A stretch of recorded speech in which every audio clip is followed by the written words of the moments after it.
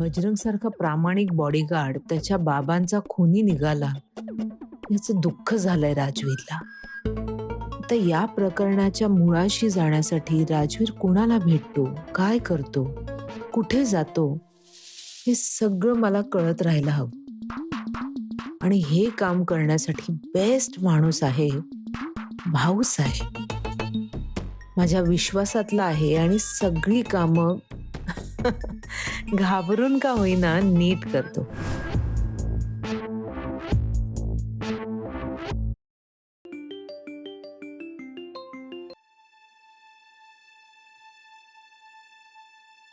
हा मॅम. काय रे, आवाजाला काय झालं? काय नाही, ते सर्दी झाली. औषध घे आणि लवकर बरा हो. आता उद्यापासून 1 मिनिट सुद्धा राजवीरला एकटं सोडायचं नाही. त्याच्यावर बारीक लक्ष ठेवायचं, कायम त्याच्या सोबत राहायचं. तो कुठे जातो, काय करतो, कोणाशी बोलतो, सगळ्याचं डिटेल रिपोर्ट द्यायचं मला. हो मॅम. रोज मला डिटेल रिपोर्ट मिळाला पाहिजे, त्याशिवाय घरी जायचं नाही. समजलं? ठीक आहे मॅम.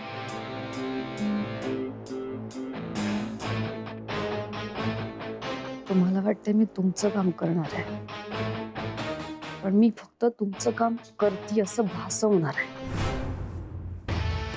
आणि तुम्ही आमच्या विरोधात काय काय प्लॅनिंग करताय ना, ते सगळं मी शोधून काढणार आहे. राजवीर सरांचा मेसेज. मी उद्या पेढीवर येणार नाहीये, तू उद्या नाही आलास तरी चालेल.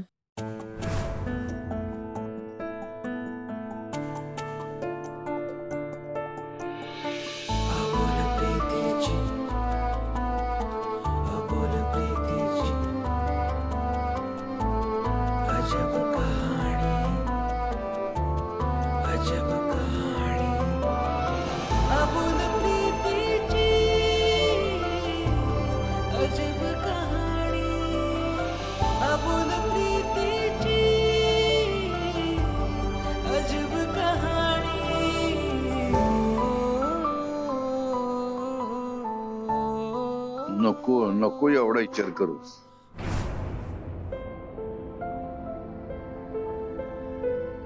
मालकीनबाई रागाच्या भरात काहीतरी बोलून गेले असतील, पण त्यांचं पण बरोबर आहे ग. नवरा गेलाय त्यांचा, त्यांना पण धक्का बसलाच असणार ना. हे बजरंगचं सगळं बोलणं ऐकून. छोट्या मालकांशी काय बोलणं झालं का तुझं? नाही, मी उद्या भेटणार होते त्यांना बॉडीगार्ड म्हणून, पण कदाचित भेट नाही होणार. त्यांनी सुट्टी दिली उद्या बॉडीगार्डला. मग आपण पण जरा त्यांच्या बाजूने विचार करायला पाहिजे. छोटे मालक समजूतदार आहेत, त्यांनाही धक्का बसलाय. जरा त्यांना शांत होऊ दे, मग त्यांना बजरंग बद्दल समजवण्यात काहीतरी अर्थ आहे. छोटे मालकांना मालकीनबाईंना व्यवस्थित समजावून सांगतील, खात्री. हा, तुम्ही बरोबर बोलताय आबा, पण त्याआधी मला आणखी एक गोष्ट करायची, ती सुद्धा अर्जंटली. एक अशी गोष्ट जी मला इतके दिवस माहिती होती, पण मी उगाच वेळ वाया घालवला. कारण गोष्टी या थराला जातील असं मला वाटलंच नव्हतं. पण आता उशीर करून नाही चालणार. कशाबद्दल बोलतेस ते तर सांगशील का नाही? मी तुम्हाला नंतर सगळं सविस्तर सांगेन, पण तुम्ही एक गोष्ट कराल का? काय? आबा, तुम्ही उद्या सकाळी बाहेर जा आणि डायरेक्ट जेवायला घरी या. हे काही नवीन आणखी? तुमचा विश्वास आहे ना माझ्यावर? ऐकी, मग फक्त एवढं करा, तुम्हाला आल्यावर सगळं कळेल. तू म्हणशील तसं. उद्या सकाळी ना, हो, जा, जाऊन शांतपणे झोप जा. ठीक आहे.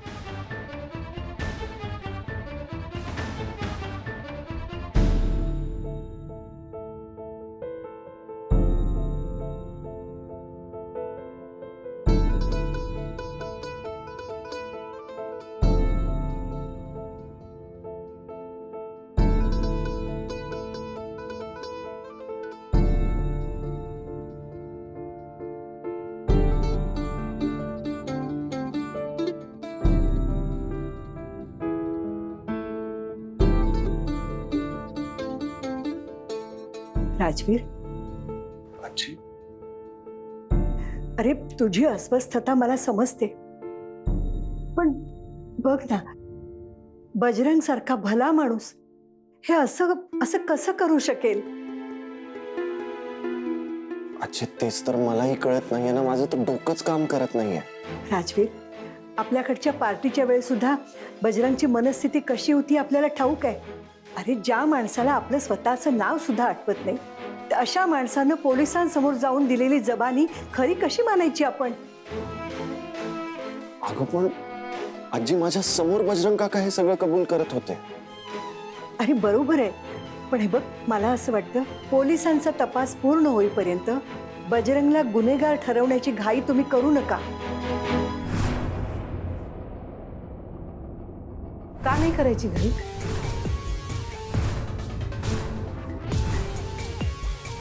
आई, का नाही मानायचं त्याला गुन्हेगार? आई, सगळ्यांसमोर त्यांनी कसा खून केला ही कबुली दिली आहे त्यांनी पोलीस स्टेशन मध्ये. राजवीर होता ना तिथे, आणि तुम्ही म्हणताय की त्याला गुन्हेगार मानायचं नाही? तुमचा एकुलता एक मुलगा, माझा नवरा, राजवीरचा बाबा गमावलाय आपण आई, तरी तुम्ही म्हणताय की बजरंगला गुन्हेगार मानायचं नाही? का? अगं तसं नाही, पण मी आई एका विधवेचं मन सांगतंय की तो गुन्हेगार आहे.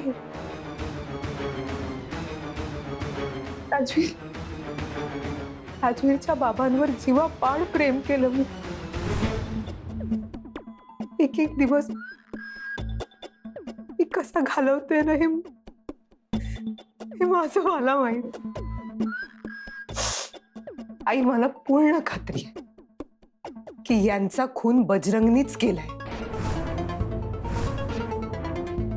त्यामुळे प्लीज प्लीज बजरंगची बाजू घेऊन बोलू नका तुम्ही माझ्याशी.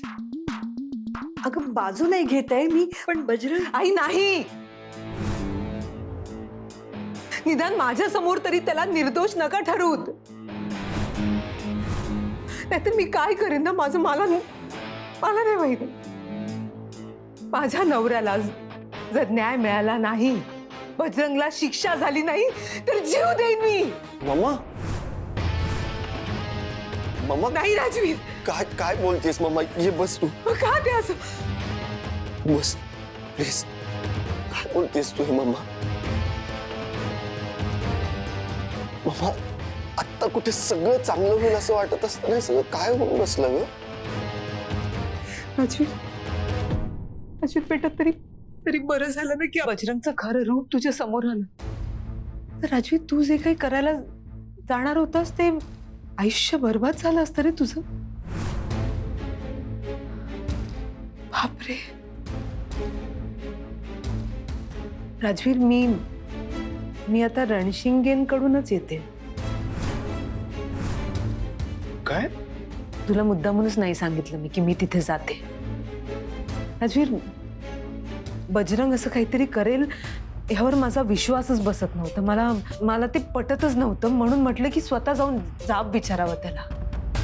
पण तिकडे जे काही घडलं ते कदाचित आपला काहीतरी गैरसमज असेल, तर त्याला भेटून तो दूर करावा असं वाटलं होतं रे मला. पण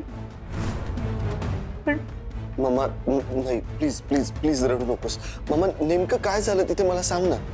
जे काही झालं ना ते ऐकून तुला खूप वाईट वाटेल. त्यामुळे तू न ऐकलेलंच बरं आहे. म्हणजे? राजवीर, मला माहिती आहे की तुझं मयुरीवर खूप प्रेम आहे, पण आपल्या बाबांच्या खुन्याच्या मुलीला तू या घरात सून म्हणून आणणार? नाही, मला माहिती आहे की हे तुला पटणारच नाही. तुझं प्रेम खूप महत्वाचं आहे तुझ्यासाठी, माहिती आहे ना मला. पण त्याचबरोबर हे घर, या घराबद्दलचं तुझं प्रेम, तुझं कर्तव्य, तेही खूप महत्वाचं आहे तुझ्यासाठी. आणि ह्याची जाणीव आहे तुला, हे माहिती आहे मला. राजवीर, अरे तुझं तुझ्या बाबांवर किती प्रेम होतं.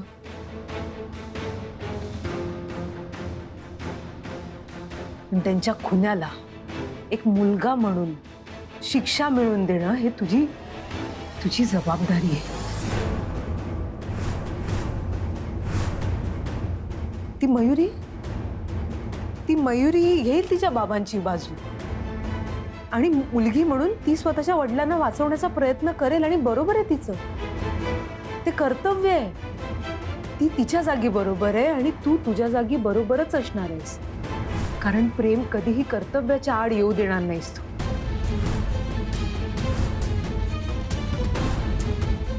पण तरीही तू जे ठरवशील ते मान्य आहे मला राजवीर. तू जो निर्णय घेशील त्याच्या आड मी कधीही येणार नाही. बेटा मला माहिती आहे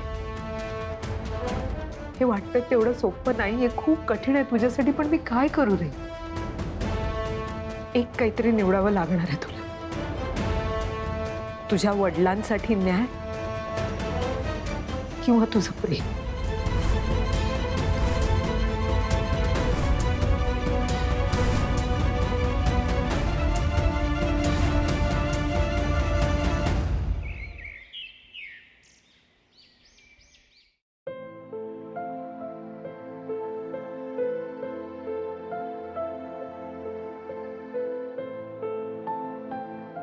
बाबा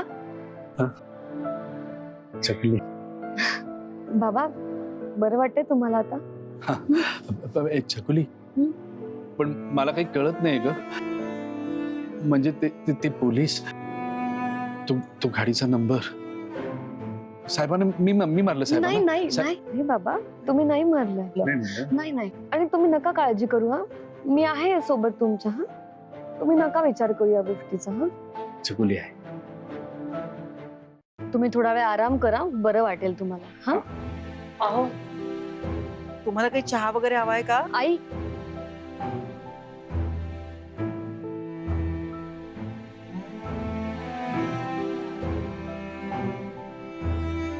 आई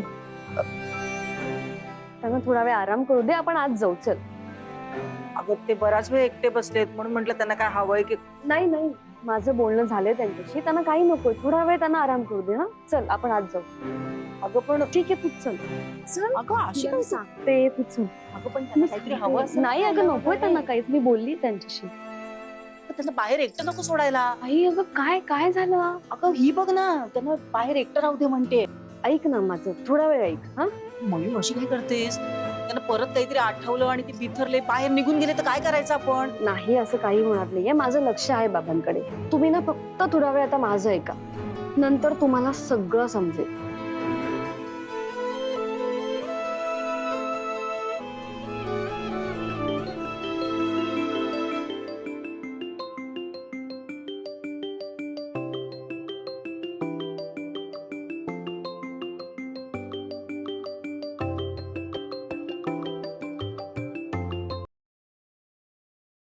hello hello sir. Hello miss Mayuri. Miss Mayuri, मम्मा आली होती का तिथे? मिस मयुरी, मम्मा आली होती ना तिथे? हो. काय नेमकं काय घडलंय तिथे? काय बोलणं झालं तुमच्या? ऍक्च्युली आल्यापासून मम्मा खूप डाऊन फील करते.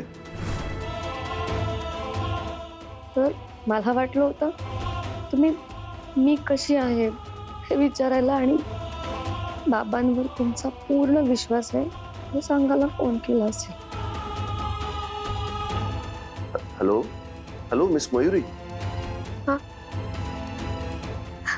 सर मला वाटलं तुम्ही माझ्यासाठी. मिस मयुरी ऐका ना, आल्यापासून मम्मा काहीच बोलत नाहीये. खूप डिस्टर्ब वाटते ती. ती तर काही सांगत नाहीये. तुम्ही तरी सांगा ना, नेमकं काय घडलंय तिथे? एक काम करूया का, आपण असं फोनवर नको बोलूया, आपण भेटून बोलूया आपण ते.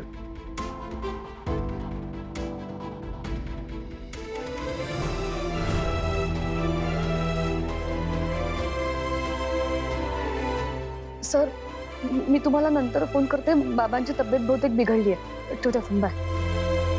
हॅलो.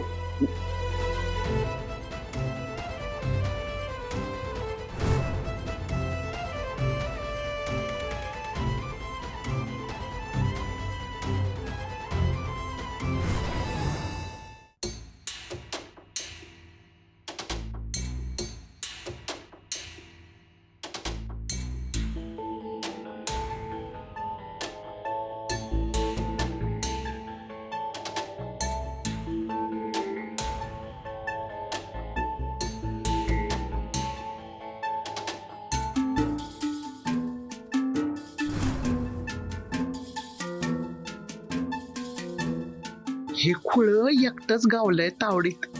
चल चल भामे, तुझा खेळ सुरू कर.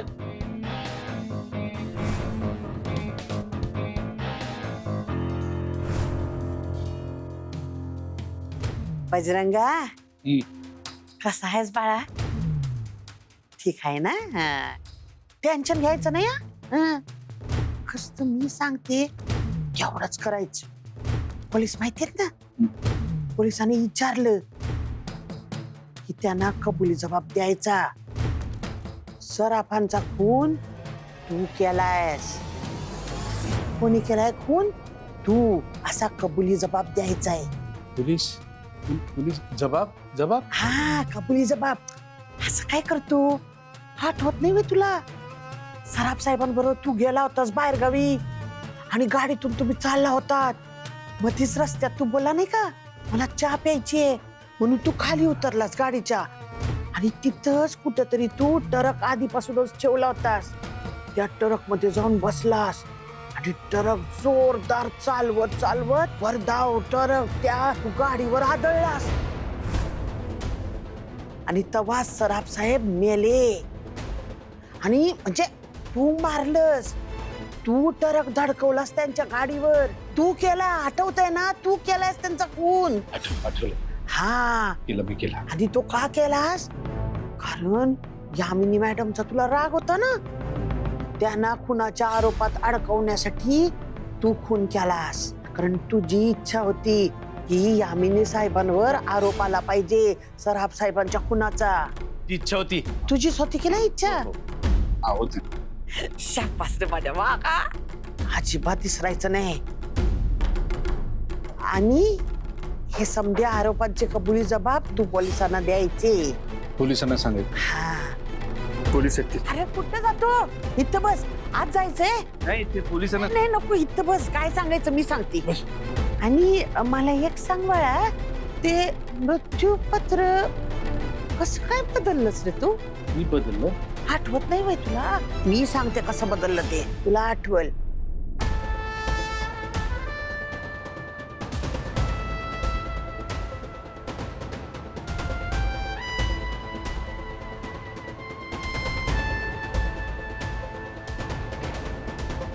आठवलं?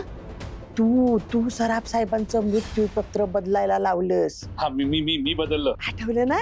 मी बदललंय सराफ साहेबांचं. हा, शाबास रे माझ्या वागा. आता पोलीस काय बी विचारू दे, हे असंच्या असं पोलिसांना सांगायचं की सराफ साहेबांचं मृत्यूपत्र पण मीच बदललंय सांगायचं. हा, मी बदललं. होय.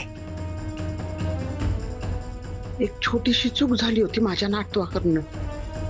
काय बी दयाबाया दाखवली नाही, जेलात धाडलं त्याला. आता तुम्हाला बी कळलं आपलं माणूस जेलात गेल्यावर काय दुःख होत ते. अरे पाणी आणा लवकर, पेला बर. बजरंगा, अरे घरात कोणी आहे का नाही? अरे पाणी आलं की. मुख्यने जीव चाललाय नुसता. काय करतात साहेबा घरात कोण असतं? काय खुसत्या बिस्त्या खेळतात की काय? अजून बी जेवण तयार नाही. आबा हे घे पाणी घे. आत्या, अगं आता इतकं स्पेशल जेवण करायचं म्हटल्यावर वेळ तर लागणार ना. तुझ्या आवडीची खीर केलीये. खीर? खीर? काय ग, अचानक खीर कशी काय? बजरंगानी खुनाची कबुली दिली ना म्हणून खीर केली असेल.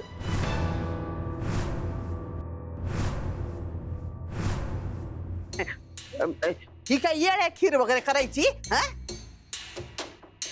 खीर करतात होय यायला? पर दादा मी काय म्हणते, इतक्या प्रेमाने खीर केली आहे. 2-2 वाट्या वरपूया, 2-2 चमचे खाऊया म्हणती. अगं आत्या पोटभर खा, लाजू नको. अगं पण खीर का बनवली त्याचं कारण तर कळू दे. आबा बघा, एखादी व्यक्ती घरातून जात असेल तर तिला निरोप देताना आपण काहीतरी गोडाचं खाऊ घालतो ना, म्हणून खीर केली आज. कोणाला निरोप देते? कोण कुठं चाललंय? बजरंगा मेंटल येड्यांच्या इस्पितला दाखल करते वैगे.